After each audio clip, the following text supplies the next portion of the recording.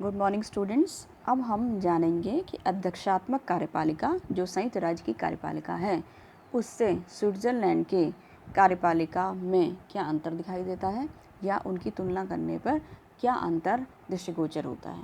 Comparison with presidential executive और executive of the USA. Swiss संघीय सरकार अध्यक्षात्मक कार्यपालिका से कुछ बातों में समान है और कुछ बातों में असमान है। अमेरिका की अध्यक्षात्मक कार्यपालिका के समान स्विस संघीय सरकार में स्थायित्व होता है। उसका निर्वाचन 4 वर्ष की अवधि के लिए होता है और संघीय संसद उसे इस अवधि से पूर्व पदच्युत नहीं कर सकती। अमेरिका के समान ही स्विट्जरलैंड में भी कार्यपालिका अर्थात संघीय सरकार के द्वारा संघीय संसद को भंग नहीं किया जा सकता। एक अन्य समानता यह है कि जिस प्रकार अमेरिकी राष्ट्रपति उनके मंत्रिमंडल के सदस्य कांग्रेस के सदस्य नहीं हो सकते हैं, उसी प्रकार स्विट्जरलैंड में भी संघीय सरकार के सदस्य संघीय संसद के सदस्य नहीं हो सकते हैं। इस प्रकार हम कुछ समानताओं को देखते हैं, लेकिन कुछ समानताओं के साथ इनकी तुलना में अगर देखा जाए तो असमानताएं अधिक हैं और यह निश्चित रूप से बहुत ज़्यादा महत्वपूर्ण है। पहली इनकी तुलना करते हैं, असमानता को देखते हैं तो अमेरिकी संवैधानिक व्यवस्था शक्ति विभाजन के सिद्धांत पर आधारित है और अमेरिकी कार्यपालिका व्यवस्थापिका से स्वतंत्र रूप में शासन कार्य का संचालन करती है। राष्ट्रपति पर कांग्रेस यदि कुछ नियंत्रण करती है तो परोक्ष और निषेधात्मक ही है, लेकिन स्विस संघीय सरकार व्यवस्थापिका से घनिष्ठ संबंध रखते हुए शासन कार्य का संचालन करती है। संघीय संसद संघीय सरकार पर प्रत्यक्ष नियंत्रण रखती है और इस संबंध में इसे संघीय संसद की अभिकर्ता या समिति मात्र कहा जाता है। अमेरिकी संवैधानिक व्यवस्था में शक्तियों का विभाजन है, शक्तियों को बांटा गया है। यहाँ पर विधायिका के काम, कार्यपालिका की शक्तियाँ और न्यायपालिका की शक्तियाँ एकदम अंतर हैं। शक्ति विभाजन के सिद्धांत जो शुरुआत होती है वो अमेरिकी संविधान से होती है और काफ़ी कठोरता से इसका पालन करते हुए अमेरिकी संविधान दिखता है, लेकिन स्विस संघीय सरकार में व्यवस्थापिका और कार्यपालिका के बीच अच्छा संबंध देखने को मिलता है और जहाँ ज़रूरत होती है तो संघीय संसद संघीय सरकार पर पूरा नियंत्रण रखती है और संघीय सरकार एक समिति के रूप में काम करती है। दूसरे रूप में हम देखते हैं कि अमेरिका की अध्यक्षात्मक व्यवस्था में राष्ट्रपति और उनके मंत्री कांग्रेस से बिल्कुल पृथक रहते हैं। वे कानून निर्माण की प्रक्रिया में कोई भाग नहीं लेते। स्विट्जरलैंड में यद्यपि संघीय सरकार के सदस्य संघीय संसद के सदस्य नहीं होते हैं, वे संघीय संसद में मतदान भी नहीं करते हैं, लेकिन वे संघीय संसद में विधेयक प्रस्तावित करते हैं, वाद विवाद में भाग लेते हैं और इस क्षेत्र में संघीय संसद को नेतृत्व भी प्रदान करते हैं।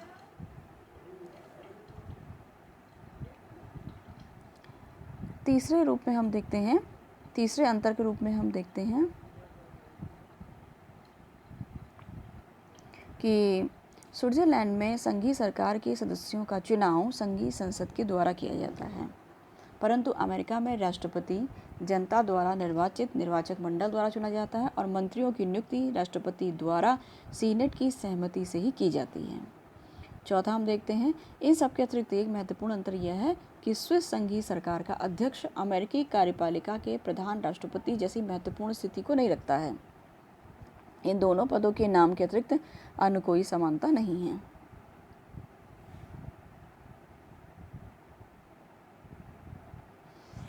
इस प्रकार हम देखते हैं कि स्विट्जरलैंड की संघीय सरकार में संसदीय और अध्यक्षात्मक दोनों ही प्रकार के कार्यपालिका के लक्षण दृष्टिगोचर होते हैं।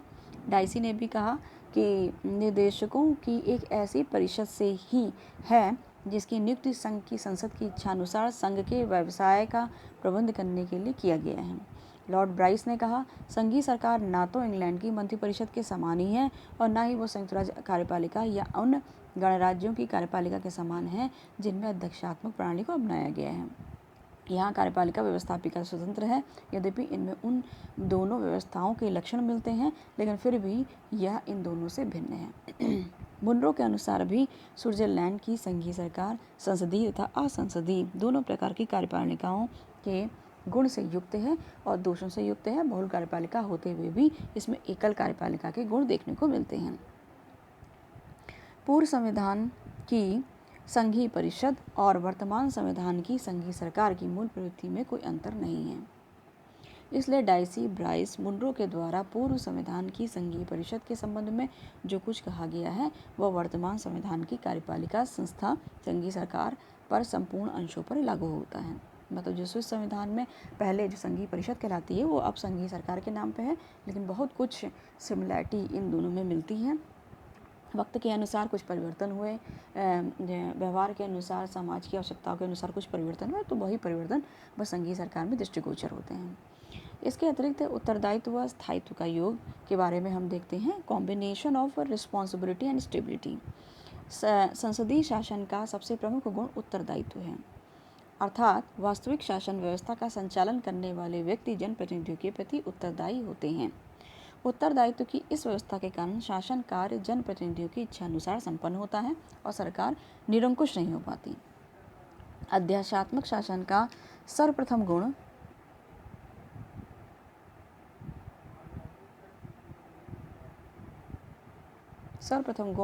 स्थायित्व है, अर्थात कार्यपालिका का एक निश्चित कार्यकाल होता है जिससे उसके द्वारा निश्चिंतता और कुशलता के साथ शासन कार्य किया जा सकता है। स्विस संघीय सरकार में उत्तरदायित्व और स्थायित्व का बड़ा उपयोगी योग है और उसे संघीय संसद या संघीय सरकार के बीच विशेष प्रकार के संबंधों की व्यवस्था करके प्राप्त किया जाता है।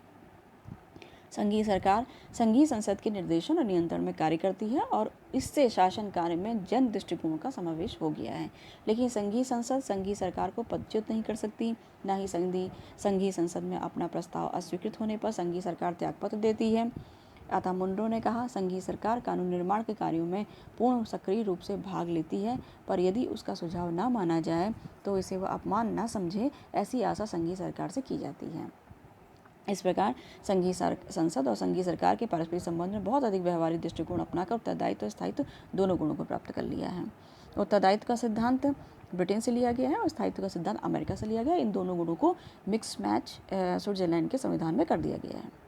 अब हम नेक्स्ट देखते हैं निर्दलीयता, नॉन पार्टिसिपेशनशिप। स्विस संघीय सरकार की एक महत्वपूर्ण विशेषता उनका निर्दलीय स्वरूप है। संघीय सरकार में किसी एक राजनीतिक दल के सदस्य नहीं होते हैं, वरन उसमें उन सभी राजनीतिक दलों के सदस्य होते हैं जिन्हें संघीय संसद में प्रतिनिधित्व प्राप्त होता है। संघीय सरकार इस दृष्टि से भी निर्दलीय है कि सरकार के सदस्य अपने राजनीतिक दलों की सीमाओं में बंद कर कार्य नहीं करते, वरन स्वयं अपने विवेक के अनुसार स्वतंत्रतापूर्वक विचार व्यक्त करते हैं और कार्य करते हैं। ये दलबंदी की सीमाओं से ऊपर उठकर राष्ट्रीय हित की साधना करते हैं। स्ट्रॉन्ग ने भी कहा कि मंत्रिमंडल संघीय सरकार का रूप दलबंदी पर आधारित नहीं है, वह दल की सीमा से परे है। सदन में वह न तो दल का कार्य करता है और न ही सदन के विभिन्न दलों के कार्यों को निर्धारित करता है। सरकार की यह निर्दलीयता उसकी शक्ति का एक महत्वपूर्ण स्रोत भी है।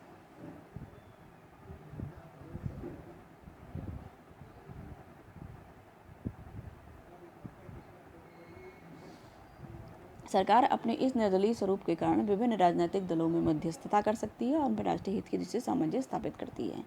लेकिन निर्दलीयता का यह तात्पर्य नहीं होना चाहिए कि परिषद के सदस्य राजनीतिक दलों से किसी भी रूप में संबंध नहीं रखते। एक राजनीतिक दल विशेष में नेतृत्व की स्थिति प्राप्त होने के कारण ही व्यक्ति को सरकार की सदस्यता प्राप्त होती है और सरकार के सदस्यों का कर्तव्य है कि वो सरकार के निर्णयों को अपने अपने राजनीतिक दलों से स्वीकार कराएं और उन्हें राष्ट्रीय हित में कार्य करने के लिए प्रेरित करें। यदि कोई सदस्य अपनी इस भूमिका को नहीं निभा पाता तो सरकार और राष्ट्रीय शासन के लिए उसकी उपयुक्तता समाप्त हो जाती है। जैसे हूज ने कहा, दल का समर्थन उसकी व्यक्तिगत स्थिति के लिए आवश्यक है तथा यह एक दहेज के समान होता है जो यह मंत्रिमंडल की पारिवारिक परिधि में दाता है। संसद में अपने दल को साथ लिए बिना वह अपने सहयोगियों के लिए व्यर्थ सिद्ध होता है। इस प्रकार स्विस संघीय सरकार के सदस्य यद्यपि भारत, ब्रिटेन, अमेरिकी कार्यपालिका की तुलना में अपेक्षाकृत निर्दलीय हैं, लेकिन यह नहीं कहा जा सकता कि परिषद की सहायता और उनके कार्यों का राजनीतिक दलों से कोई संबंध नहीं होता है। ब्राइस ने भी कहा कि यह संघीय सरकार दल के बाहर है, दल का कार्य करने के लिए नहीं चुनी जाती है, दल की नीति निश्चित नहीं करती है, परंतु फिर भी यह दलीय प्रभाव से पूर्णतः मुक्त नहीं है। अतः ये देखा जाता है कि संसदीय व्यवस्था में भी दल प्रणाली प्रमुख हैं, अध्यक्षीय व्यवस्था में भी दल प्रणाली प्रमुख है, लेकिन अगर देखा जाए तो संघीय सरकार स्विट्जरलैंड की वो दल प्रणाली से मुक्त तो ज़रूर होती है, लेकिन अगर ये कहा जाए कि पूर्णतः मुक्त हो जाए और उनको इग्नोर करके काम करे तो ये नहीं कर सकती है। अब आती है विशेषज्ञों की परिषद, जिसे कहा जाता है काउंसिल ऑफ एक्सपर्ट्स। ब्रिटेन और भारत की संसदीय व्यवस्था और कुछ सीमा तक अमेरिका की अध्यक्षात्मक व्यवस्था के अंतर्गत भी मंत्रीगण अपने विभागों के विशेषज्ञ नहीं होते हैं।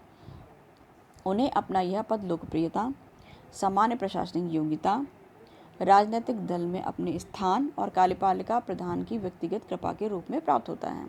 लेकिन स्विट्जरलैंड में परिषद सदस्यों के पुनर्निर्वाचन पर कोई प्रतिबंध नहीं है। मोटा, काफ, बेल्टी जैसे सदस्यों के द्वारा क्रमशः 30, 27, 25 वर्ष तक उनके सदस्य के रूप में कार्य किया जा चुका है। यह भी परंपरा है कि पुनर्निर्वाचन पर साधारणतया एक व्यक्ति को वही विभाग दिया जाता है जिस विभाग के प्रधान के रूप में उसके द्वारा कार्य किया जा चुका है। यह स्थिति संबंधित सदस्यों को उसके विभागों के पूर्ण विशेषज्ञ बना देती है और सदस्यों की विशेषज्ञता को लक्ष्य में रखते हुए लॉवेल ने भी कहा कि स्विट्जरलैंड में परिषद के सदस्य अपने अपने विभागों के राजनीतिक अध्यक्ष और प्रमुख सचिव दोनों होते हैं। अर्थात हम ये देखते हैं कि विशेषज्ञता को बहुत इन्होंने विशेष स्थान दिया है, अनुभव को इन्होंने बहुत ज़्यादा स्थान दिया है। जो जिस पद पे है उसे फिर से चुनाव में आने के बाद वही पद दे दिया जाता है, क्योंकि ये माना जाता है कि वो उस पद पे कार्य कर चुका है, तो अब वो चीज़ों को, पुरानी चीज़ों को जानता है और नए परिवर्तन को देखते हुए वो और अच्छा विकास के लिए काम करेगा। लेकिन ये स्थिति भारत की संसदीय व्यवस्था और अमेरिका के अध्यक्षात्मक व्यवस्था में नहीं देखी जाती। इनके मंत्री विभागों के विशेषज्ञ नहीं होते हैं। इस प्रकार हम देखते हैं कि संसदीय व्यवस्था, अध्यक्षात्मक व्यवस्था दोनों के कुछ लक्षण तो इसमें पाए जाते हैं स्विट्जरलैंड में, लेकिन अपने शासन व्यवस्था को दृष्टिगोचर करते हुए, अपनी व्यवस्थाओं को, देश की व्यवस्थाओं को देखते हुए, अपनी आवश्यकताओं को देखते हुए इन्होंने दोनों का समन्वय तो जरूर अपनाया है, लेकिन उनमें से काफ़ी कुछ इन व्यवस्थाओं से अलग हट करके भी शासन व्यवस्था को अपनाया है।